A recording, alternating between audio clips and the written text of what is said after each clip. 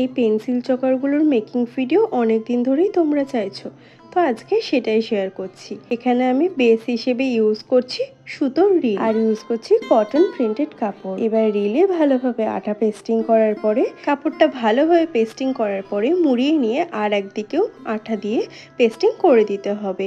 এরপরে দুই সাইডে আঠা দিয়ে ভালোভাবে মুড়িয়ে সেটাকে ভেতর দিকে ঢুকিয়ে নিয়ে একটা পেনের সাহায্যে কাপড়টা ভালোভাবে সেট করে নিতে হবে।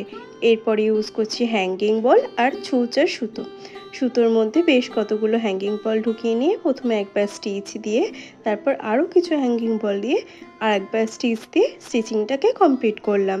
তারপর আঠা লাগিয়ে মুখটাকে বন্ধ করে ডলি সুতোর মাধ্যমে একটা টার্সেল বানিয়ে নিয়ে আমি সেটাকে ভেতর দিক দিয়ে নিয়ে নিয়েছি। এরপর দুই সাইড দিয়ে দুটো কটন বল দিয়ে দুটো গিট মেরে দিয়েছি যাতে খুলে না আসে। আজকের এই ভিডিওটা কেমন লাগলো আমাকে অবশ্যই জানিও।